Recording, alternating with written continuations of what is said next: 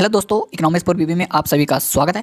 Semester 4 22-26 की बात कर रहे हैं और सब्जेक्ट अगर हम बात करें या ऑनर्स पेपर की बात करें तो आपका इकोनॉमिक्स का है। तो इकोनॉमिक्स में आपको पता है सेमेस्टर 4 में मेजर पेपर 6, 7, 8 पढ़ना है। तो आज हम आप सभी के बीच में मेजर पेपर 6 को लेकर आए हैं और यह क्लास आप सभी के लिए मेजर पेपर 6 में economics of growth and development पढ़नी है, पूरी इकोनॉमिक्स मेजर पेपर 6 पेपर में। तो अगर दोस्तों पूरी तरह से अगर आप सिलेबस नहीं देखे हैं या अदर से 6, 7, 8 का भी सिलेबस नहीं देखे हैं या मोस्ट इंपॉर्टेंट क्वेश्चन अभी तक नहीं देखे हैं तो हमारे वीडियो के नीचे आपको डिस्क्रिप्शन लिंक मिलेंगे, वहाँ पे जाके पूरी तरह से प्लेलिस्ट में जाके पूरी तरह से इकोनॉमिक्स मेजर पेपर 6, 7, 8 पूरे का एकदम बारीकी से सिलेबस बताया गया है और इन मोस्ट इंपॉर्टेंट क्वेश्चन भी डिस्कस कराते जा रहे हैं और एकदम इंपॉर्टेंट क्लास चल रही है। आप सभी को 100% क्लास को अटेंड करें ताकि आप सभी को मोस्ट इंपॉर्टेंट क्वेश्चन जो एग्जाम में पूछा जाता है economics of growth and development के अंदर, जो आपके बस एग्जाम में ही ये सारे क्वेश्चन पूछे जाएंगे, वही सारे क्वेश्चन हमारे प्लेटफॉर्म पर किए जाते हैं।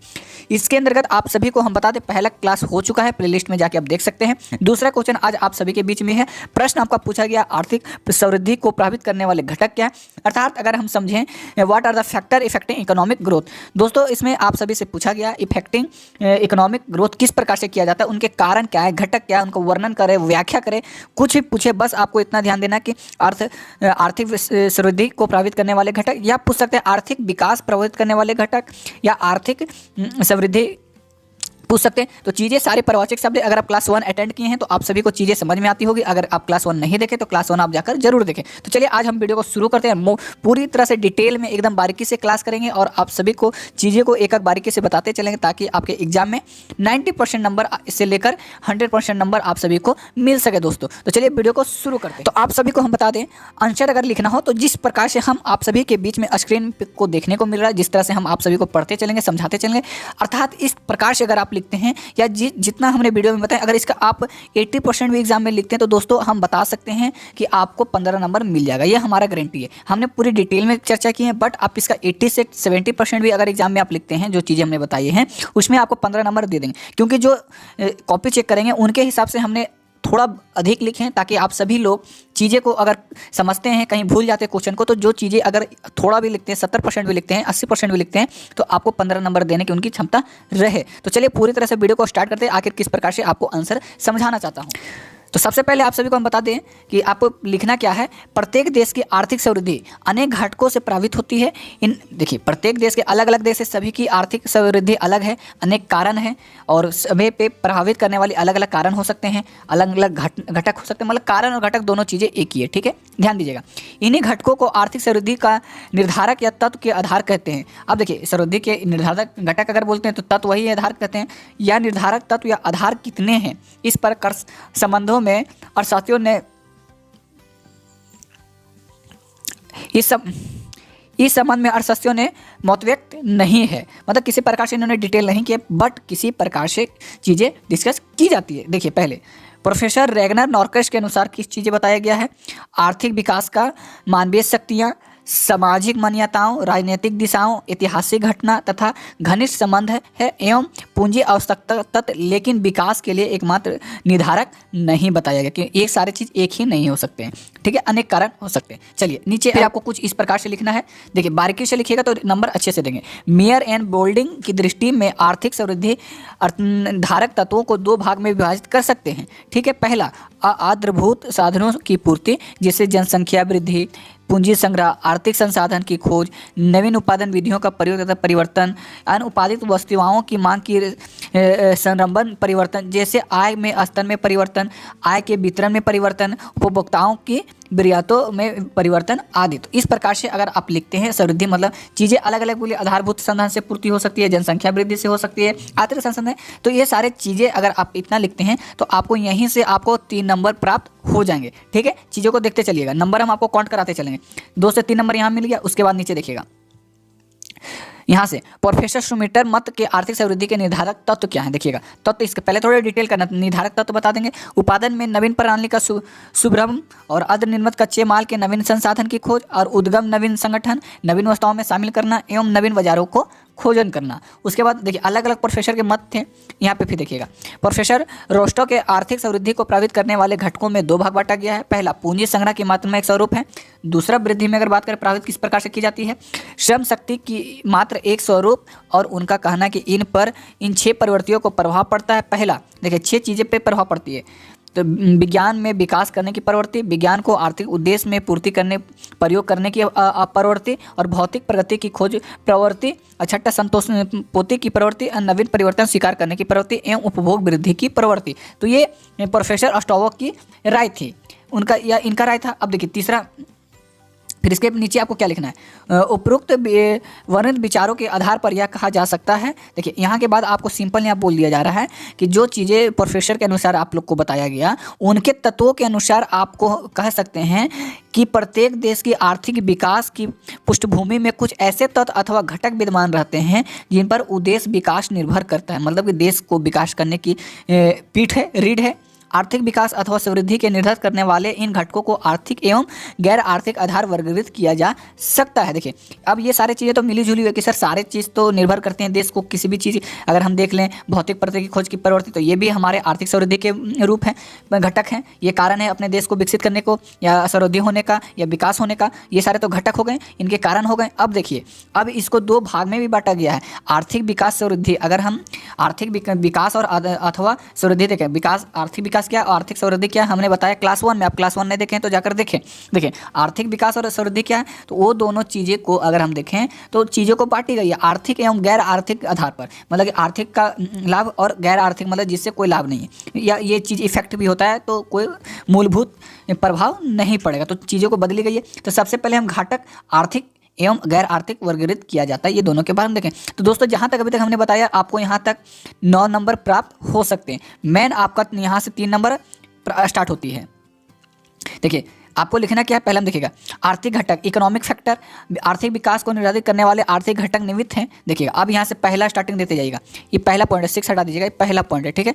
पहला पॉइंट में आपको लिखना प्राकृतिक संसाधन लिख देते हैं। पहले आपको स्टार्टिंग में कॉपी इतना ही लिखना है, ठीक है। उसके बाद इसको डिफाइन करना है। ठीक है, डिफाइन करना इसलिए कहते हैं ताकि जो कॉपी जांच करते हैं उनको पता चले कि आप लिखना क्या चाहते हैं, समझाना क्या चाहते हैं, आपके इसके बारे में नॉलेज है या नहीं। तो ये सारी चीज़ें से आपको ज्ञान होती है और चीज़ें वो समझते हैं कि आपको ये प्राकृतिक संसाधन क्या, उनके बारे में अर्थात रूप से पता है। आप पढ़ते हैं तब नंबर आपको सटीक देते हैं। देखिए इसमें जितना हम बताएंगे उतना में अगर 2% भी अगर आप लेते हैं तो नंबर मिल जाएगी।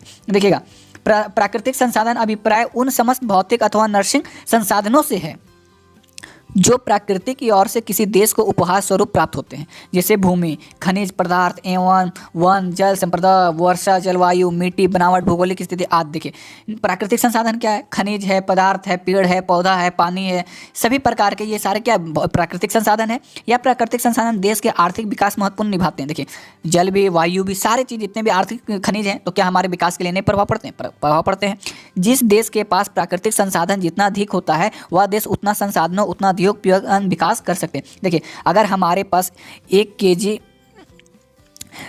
प्याज है तो हम 1 केजी का प्याज जितना उपयोग है उसको उपयोग करेंगे। बाकी अगर हम 50 ग्राम यूज है तो 50 ग्राम यूज करने के बाद हम 950 ग्राम बेच सकते हैं। तो हमारे आर्थिक प्राकृतिक संसाधन से हमें लाभ हुई, हमें पैसा से हमारा स्टेट आगे बढ़ा, स्टेट बढ़ा तो देश बढ़ा। तो ये आर्थिक विकास में सपोर्ट करती है। उसके बाद देखिएगा आर्थिक विकास दृष्टि से प्राकृतिक संसाधन महत्व में स्पष्ट हुए रिचर्ड गिल ने कहा है कि जनसंख्या एवं श्रम प्राकृतिक संसाधन से भी किसी देश की आर्थिक विकास में महत्वपूर्ण भूमिका निभाते हैं। देखिएगा उपजाऊ भूमि और जल अभाव कृषि का विधवा विकास नहीं हो पाता। अगर उपजाऊ भूमि नहीं रहेगा तो कृषि क्या होंगे, असमर्थ रहेंगे। लोहा, कोयला एवं अन्य खनिज संप्रपादन होने पर भी तीव्र औद्योगिक स्थापन का सुधार बना रहता है। जलवायु में भौगोलिक परिस्थितियों की प्रतिकूल के कारण आर्थिक क्रियाओं के विस्तार रुकावट उत्पन्न होती है। वास्तव में प्राकृतिक संसाधन किसी देश के आर्थिक विकास समिति करने अथवा प्रोत्साहित करने में निरंतर रूप से होती है। उसके बाद देखिएगा प्राकृतिक संसाधन संबंध में यह बता उल्लेख कि प्राकृतिक पदार्थ संसाधन समेत होते हैं। इन्हीं मानवीय पर्यटनों की खोज किया जा सकता है परंतु उनका नवनिर्माण नहीं किया जा सकता है। अर्थात आप समझिए हमारा इसका एक ही मूलभूत है प्राकृतिक संसाधन का कि जो भी प्राकृतिक संसाधन आप पाते हैं उसका फिर से उपयोग नहीं कर सकते। यहाँ वही लिखा गया, यहाँ पे आप ध्यान दीजिएगा। आपका मोस्ट इंपॉर्टेंट क्वेश्चन है यहाँ पे कि उनका नव निर्माण नहीं कर सकते। पेट्रोल खत्म हो गया, खनिज खत्म हो गया तो दोबारा उसको हम उपयोग नहीं कर सकते। जब एक बार खत्म तो खत्म हमेशा के लिए। तो ये प्राकृतिक संसाधन है। देखिएगा प्राकृतिक संसाधन में कुछ हमने और मोस्ट इंपॉर्टेंट वर्ड जोड़े हैं। देखिएगा यहाँ पे कुछ विद्वानों का तर्क है कि आर्थिक विकास के लिए प्राकृतिक संसाधन ही बहुविकल्प पर्याप्त नहीं है। अगर हम देखें पूरी विकास के लिए, आर्थिक विकास देखें तो पूरी तरह से प्राकृतिक संसाधन ही सिर्फ ऑप्शन नहीं आता है, वरना इनका उचित ढंग से विदोहन किया जाना भी आवश्यक है। इसके अतिरिक्त आज भी प्रगतिशील युग में प्राकृतिक संसाधन अधिक महत्वपूर्ण नहीं रहा गया है। कहने का अर्थ यह कि प्राकृतिक संसाधन मोस्ट इंपॉर्टेंट नहीं है। जापान, इजराइल अथवा स्विट्जरलैंड आदि देशों में अपना विकास प्राकृतिक संशोधन बल पर करके अपनी योग्यता क्षमता के आधार किया जाता है। आप बोल सकते हैं अगर इजराइल देखते हैं, स्विट्जरलैंड देखते हैं, जापान देखते हो, इनके पास कोई खेती नहीं है, कोई नेचुरल रिसोर्स नहीं है, लेकिन प्राकृतिक संसाधन नहीं होने के बावजूद उनके जनसंख्या के जो दिमाग हैं, बोल सकते हैं सोचने की क्षमता है, विद्वान है, तो वो सारे चीज़ से भी हेल्प होते हैं आर्थिक विकास होने का। इसके विपरीत भारत के बारे में कहा जाता है कि धनी देश है जबकि एक निवासी निर्धन है। मतलब हमारा देश जानते हैं कि बहुत खनिज पाया जाता है, फिर भी हम लोग निर्धन है। फिर भी निर्कष रूप से यह कहा जा सकता है कि देश की आर्थिक विकास के लिए प्राकृतिक संसाधन का एक न्यूनतम होना आवश्यक नहीं है। देख सकते हैं झारखंड में अगर आप देखते हैं तो बहुत 98% खनिज पाया जाता है, 98%। बट क्या झारखंड अभी भी विकासशील राज्य में आता है? नहीं आता है, अभी भी पिछड़ा राज्य में आता है। तो ये चीज़ें आप प्राकृतिक संसाधन से समझ सकते हैं कि प्राकृतिक संसाधन सिर्फ होना जरूरी नहीं है। उसके बाद आप दूसरा में आप लिख सकते हैं, यहाँ पे देखिएगा मानवीय संसाधन, ह्यूमन रिसोर्स एंड लेबर, श्रम।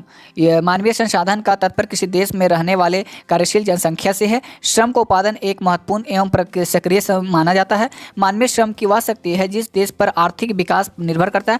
प्राय यह कहा जा सकता है कि जनसंख्या वृद्धि विकास आवश्यकता, लेकिन तीव्र गति से बढ़ने वाली जनसंख्या अर्थविकसित के लिए घातक होती है। ठीक है, जनसंख्या वृद्धि में अधिक होती कि जब तक की उसका उपयुक्त उत्पादन विपरीत प्रभाव ना पड़े। देखिए, ज़्यादा जनसंख्या होना भी दुर्लभ है। अगर ज़्यादा जनसंख्या हो गया तो क्या हो गया? रोजगार कम हो जाएंगे, रिसोर्स खत्म होंगे। ठीक है, हुपर महोदय के अनुसार किसी देश के वास्तविक धन से उस देश की पानी नहीं, वनों खानों नहीं, पशुओं या झूड़ों नहीं, ना डाल ढेर झांकी आती, बल्कि उस देश का स्वस्थ उपलब्ध और खुशी पुरुषों, स्त्रियों एवं बच्चों निहित है। ये नहीं कि सिर्फ पक्षी से ये सब कुछ नहीं, सभी तरह से पोषक तत्वों प्राप्त होते रहें। चलिए, उसके बाद यहाँ पे हम देखते हैं, यदि किसी देश की जनसंख्या आर्थिक विकास के जरूरत के अनुरूप है, उसके निवास विवेकशील है, चरित्रवान है, व्यवस्था है, पश्चिम है, शिक्षित है, कार्यदक्ष है, तो निदेश बतों से समान उन्हें पर देश की आर्थिक विकास अधिक होगा। मानिए जनसंख्या, मान लीजिए हमारे कोडरमा जिला में 98% है, मान लीजिए एक सेकंड के लिए 98% है। 98% होने के कारण आप अगर यहाँ देख सकते हैं, बस जनसंख्या में उनका नाम है, बस वो जनसंख्या, बाकी वो ना ही पढ़े हैं, ना ही कोई स्किल है, कोई तो तरह से नहीं, बस वो 98% में शामिल हो गए। तो ये इस तरह प्रकार भी कहने का अर्थ है कि भेड़ बकरी जैसा खाली इकट्ठा नहीं हो जाना, उसके अंदर चरित्र होना चाहिए, विकसित होना चाहिए, माइंड तेज होना चाहिए, एजुकेटेड होना चाहिए। अगर सारे चीज़ गुण होंगे तब वो जाकर विकसित होंगे, यही चीज़ें ये बताना चाह रहे हैं। चलिए, इतना आप समझ गए। तीसरा पॉइंट में आपको लिखना है क्या? पूंजी कैपिटल। ठीक है, पूंजी निर्माण क्या होता है? पूंजी निर्माण आर्थिक विकास के रूप में के पूर्व आवश्यकता है। जब तक राष्ट्र पर्याप्त मात्रा में पूंजी निर्माण नहीं होगा तब तक आर्थिक विकास का लक्ष्य पूरा नहीं हो सकता। किसी राष्ट्रीय आर्थिक विकास के लिए अधिक मात्रा में पूंजीगत वस्तुओं को जरूरत होती है। जिस राष्ट्र पास पूंजीगत जितने ही अधिक होंगे उस राष्ट्र निवासी उतना ही अधिक होगा। विकसित देशों के उद्भव के कारण इन राष्ट्रों में पूंजी निर्माण की दर होना है।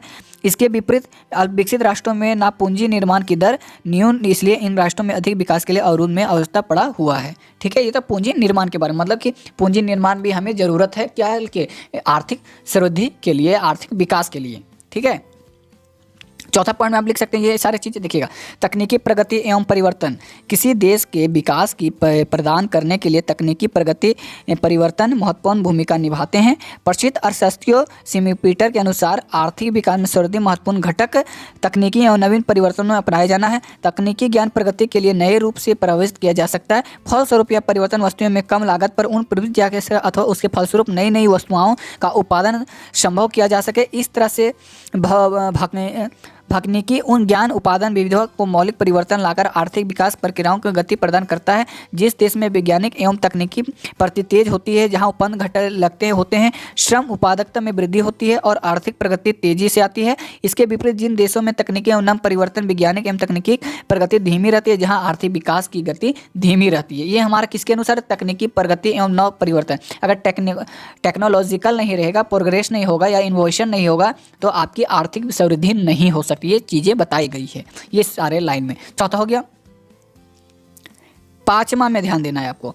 5वां में आपको बोल रहा है उद्यमशील, इंटरप्रेन्योरशिप बोला जाता है। अगर आप इंटरप्रेन्योरशिप हो रहे हैं तो आप देश के लिए लायक हैं, आप देश की आर्थिक समृद्धि करवा रहे हैं, आप आर्थिक विकास कर रहे हैं, तो यही सारी चीज़ें बताई गई है। तो चलिए इंटरप्रेन्योरशिप में देखते हैं। किसी देश के आर्थिक विकास पर उस देश का संगठनात्मक ढांचे भी प्रभाव पड़ता है। वैज्ञानिक प्रगति, तकनीकी ज्ञान, नवीन खोज और आर्थिक विकास दृष्टि से कोई महत्व नहीं है तब तक उन्हें व्यवहारिक प्रूफ प्रदान करने के लिए योग्य साहसी मनुष्य ना हो। देखिए अब यहाँ तक बताया गया। अब प्रोफेसर गिल के अनुसार क्या बतलाया गया कि तकनीकी ज्ञान आर्थिक दृष्टि से तभी उपयोगी हो सकता है जब उसे नौ परिवर्तन के रूप में प्रयोग किया जाए और पहला समाज के साहसी वर्ग द्वारा की जा जाती है। इस तरह यदि किसी देश के उद्यम दृश्य से महत्वाकांक्षी इच्छा नियंत्रण प्रदान करने वाले आर्थिक विकास बद्ध तत्वों को समाप्त करने वाले व्यक्ति हैं तो वह अच्छा आर्थिक विकास कर सकता है। इसके विपरीत इन गुण में से उपयुक्त व्यक्तियों के अभाव में नवीन के आधुनिक तकनीकी आविष्कार के बावजूद कई देश वंचित आर्थिक प्रगति नहीं कर सकता। अब देखिए ये तो प्रोफेसर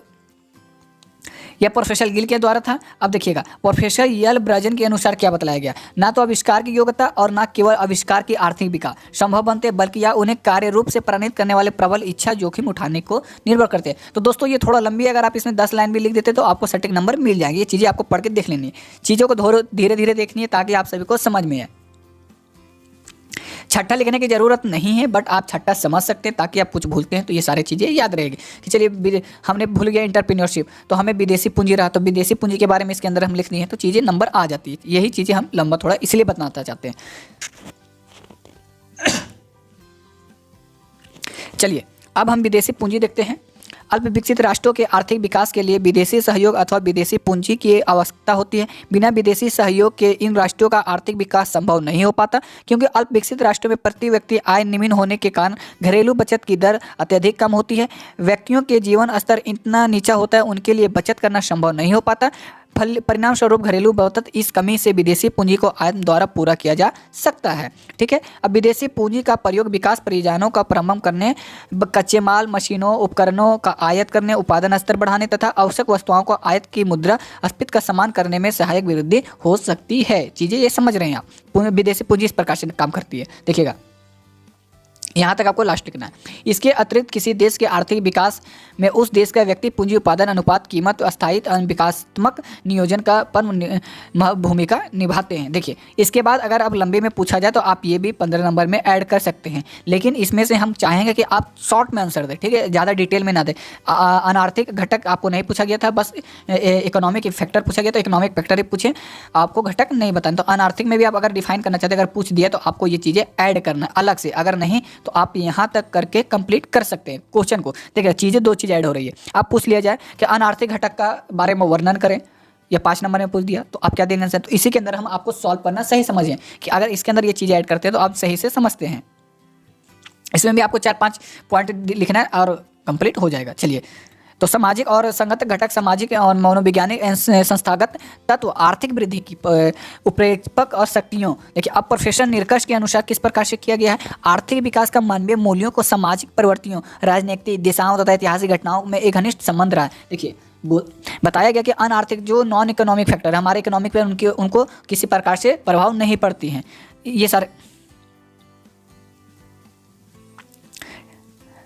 ये सारी चीज़ें हमारे इकोनॉमिक फैक्टर पे प्रभाव नहीं पड़ते। तो देखिएगा यहाँ से, तो इस तरह से प्रोफेसर गिल ने अपनी पुस्तक में लिखा है कि आर्थिक विकास कोई यांत्रिक प्रक्रिया नहीं है। ठीक है, आर्थिक विकास कोई यंत्र नहीं है कि जादू कर दिए। यह एक मानवीय उपक्रम है। अन्य मानवीय उपक्रमों के समान इसका फल अंतिम रूप में मनुष्यों की योग्यता, गुण एवं मनोवृत्ति निर्भर करता है। दोस्तों अगर आप सीधा से समझ सकते हैं कि पूछ देगा economic factor, non economic factor किस प्रकार से प्रभाव पड़ता है, तो वो किसी प्रकार से प्रभाव नहीं पड़ता क्योंकि आर्थिक विकास के लिए कोई तंत्र नहीं है, यंत्र नहीं है, कोई जादू नहीं है। आप जितना वर्क करेंगे, जितना आप काम करेंगे, जितना आप योग्यता रहेंगे, जितना आपकी स्किल रहेगी, जितना आपकी क्षमता रहेगी, जितना आप कमा पाते हैं, आप कितना आय कमा पाते हैं वृद्धि करती है, उस पर निर्भर करता है कि आपकी आय में वृद्धि होगी या नहीं होगी। ये अनार्थिक घटक, तो ये सारी चीज़ें प्रभाव नहीं पड़ते हैं। चलिए अल्प विकसित राष्ट्रों के कारण अल्प विकसित अविश्वास, रूढ़िवादी जाति प्रथा, छूछात परिवार प्रणाली, अधिकृत नियम एवं भूमि संपत्ति एवं प्रतिमोह नवीन की वृद्धि, सामाजिक अवाय आदि सामाजिक संकट तो उनके आर्थिक छेड़छाड़ से मुख्य कारण है। देखिए अगर हम अनार्थिक विकास देखें, क्या पूछा गया था यहाँ पे, अनार्थिक नॉन इकोनॉमिक फैक्टर। तो अगर हम देखें जातिवाद देखें, छूछात देखें तो नॉन इकोनॉमिक फैक्टर, इनसे कोई आर्थिक विकास हमें नहीं हो रही, आर्थिक प्रभाव हमें नहीं पड़ रहा, आर्थिक लाभ नहीं हो रही है। ठीक है, इससे, मतलब कि जिनसे पैसा की लाभ ना हो। चलिए यहाँ पे देखिएगा, अल्प विकसित राष्ट्र विकास तब तक संभव नहीं होगा तब तक सामाजिक संस्कृति एवं धार्मिक संस्थाओं का फिर निर्माण नहीं किया जाता, अतः विकास के लिए आवश्यक है कि व्यक्तियों की परंपरावादी विचारों को बदला जाए, जिसे वैज्ञानिक दृष्टिकोण से उपलब्ध किया जाता है। शिक्षा एवं विस्तार अनेक आधुनिक का उल्लेख किया जाए। दोस्तों 6 जात पात ये सारे चीज़ छोड़ते हैं तो हमारे इकोनॉमिक की ओर बढ़ते हैं। चलिए दूसरा में आते हैं, धार्मिक घटक और आर्थिक समृद्धि पर धार्मिक भावनाओं का विश्वास का प्रभाव पड़ा है। ठीक है, धार्मिक भावनाएं रूढ़िवादी और अंधविश्वास को जन्म देती है, जिसके परिणामस्वरूप नवीनता का आर्थिक विद्रोह होता है। यही कारण है कि प्रोफेसर लुअस ने लिखा है, कई देश के असंगत धार्मिक सिद्धांतों को अपनाया अपने आर्थिक उपकृत का गला घोटा सकता है, नए उपकृतशील विचार को अपनाकर आर्थिक विकास की गति ले जा सकते, नॉन इफेक्टिव में फिर जा सकते हैं। चलिए तीसरा में देखते हैं, राजनीतिक घटक में भी आर्थिक समृद्धि को प्रभावित करते हैं। यदि देश में राजनीतिक स्थायित्व या शांति या सुरक्षा, सरकार को प्रति जनता के विश्वास है, तो उस देश में आर्थिक समृद्धि कार्य तेजी से चलाया जा सकता है। इसके विपरीत स्थिति में आर्थिक समृद्धि अतोत्साहित होती है, और इसलिए प्रोफेसर लुहस ने कहा है कि किसी देश की राजनीतिक प्रभुसत्ता, सरकारी स्वरूप, सरकारी दृष्टिकोण, विकास, संजक प्रशासन की श्रेष्ठता, विकास से संबंधित प्रश्नों की भी राजनीतिक विचारधारा आदि आर्थिक विकास पर निर्णायक प्रभाव पड़ता है। अगर ये सारी चीज़ें हो रही है तो आपके क्या होंगे, प्रभाव पड़ेंगे आर्थिक विकास पे। आप मान लीजिए कि आप किसी देश के क्या हो रहे, राजनीतिक पे ध्यान दे रहे, सरकारी पर छेड़छाड़ कर रहे, तो आपकी ये सारी चीज़ें क्या होंगे, इकोनॉमिक पे फैक्टर होंगे। चलिए उसके नीचे चौथा में आपको क्या ध्यान देना है, अंतर्राष्ट्रीय परिस्थितियों के आर्थिक समृद्धि के लिए जरूरी है कि अंतर्राष्ट्रीय परिस्थितियों अनुकूल हो, संसार के सभी देशों में राजनीतिक शांति व स्थिर हो, जिससे विकास कार्य में सुगम और हो सके। यदि अंतर्राष्ट्रीय परिस्थितियां प्रतिकूल और दुनिया भर के राजनीतिक अशांति व्याप्त तथा तब तो विकासात्मक कार्यों के विषय में विकल्प भी नहीं किया जा सकती है। ये सारे अंतर्राष्ट्रीय परिस्थितियाँ का। अब यहाँ पे देखिएगा, विकास के लिए राजनीतिक शांति और आंतरिक विकसित देशी की सद्भावनाएं सहयोग की विविध सहायता का उपलब्ध होना भी आवश्यक है। इस तरह संक्षेप में कहा जा सकता है कि विश्व मंच पर राजनीतिक शांति एवं स्थिरता, विकास देशों की नीति, पड़ोसी देशों का संबंध, विदेशी पूंजी का प्रभाव, राजनीतिक शांति का स्थिरता, विकास देशों की नीति, पड़ोसी देशों के संबंध, विदेशी पूंजी का प्रभाव, विदेशी व्यापार संभावनाएं आर्थिक विकास को प्रत्यक्ष अथवा अप्रत्यक्ष रूप से प्रभाव करते हैं। ठीक है, उसके नीचे विकास की आकांक्षा एक देश है कि आर्थिक समृद्धि पर वह निवासियों को विकास की आकांक्षा इच्छा पर प्रभाव पड़ता है।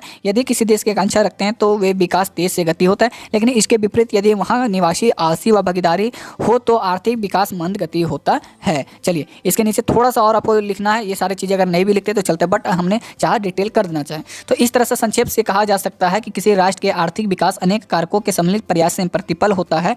यह कहना अधिक कठिन है कि इन निर्धारकों में कौन सा सर्वाधिक महत्वपूर्ण है। आर्थिक विकास में प्रक्रिया में इन सभी घटनों को अपनाया विभिन्न स्थापना महत्व होता है। सभी का अलग अलग पावर है, सबकी अलग अलग विचारधारा है, तो सबके अलग अलग जगह पे प्रभाव पड़ते हैं। तो इस प्रकार से हमने सर्वाधिक के इकोनॉमिक ग्रोथ के फैक्टर बता दिए। तो कारण क्या थे आपने देख लिए।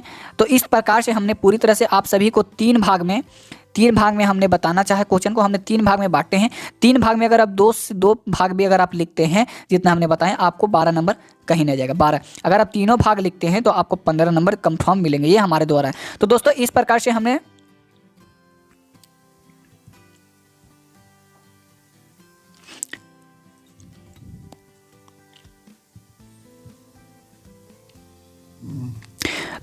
इस तरह से semester 4 economics major paper 6 growth of economic and development के क्वेश्चन कराए हैं। दूसरा क्लास है। दूसरा क्लास आप सभी लोग बहुत भरपूर प्यार दे रहे हैं। हमें उम्मीद है कि क्लास दूसरा को भी आप उसी तरह देखेंगे जिस तरह से पहला क्लास को देखें। अगर दोस्तों अभी भी इकोनॉमिक ऑफ ग्रोथ के डेवलपमेंट के क्वेश्चन नहीं देखें तो प्लेलिस्ट जरूर देखें।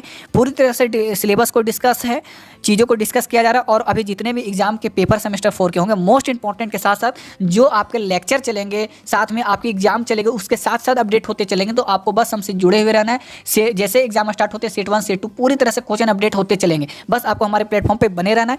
इकोनॉमिक्स हो, ज्योग्राफी हो, एएसी पेपर हो, सारे पेपर हमारे प्लेटफॉर्म पे कराए जाएंगे। बस थोड़ा सा समय चाहिए। आप सभी को एग्जाम से पहले सारा चीज़ें प्रोवाइड कर दिए जाएंगे। तो दोस्तों वीडियो अच्छी लगी हो तो लाइक करें, शेयर करें। और जितने भी विनोबा भावे यूनिवर्सिटी के अंदर का जितने छात्र आते हैं, इकोनॉमिक्स हो, जो भी डिपार्टमेंट हो, आप शेयर मारे, दिल खोल कर लाइक मारे, कॉमेंट करें। प्रॉब्लम होती है, चीज़ें गलत होती है हमारे से, तो आप कॉमेंट कर सकते हैं। पूरी तरह से आपको पावर दिया जाता है। बस हमारे प्लेटफॉर्म को पूरी तरह से शेयर करें जहाँ तक कर सकते हैं। तो आज के लिए इतना ही। जय हिंद, जय भारत।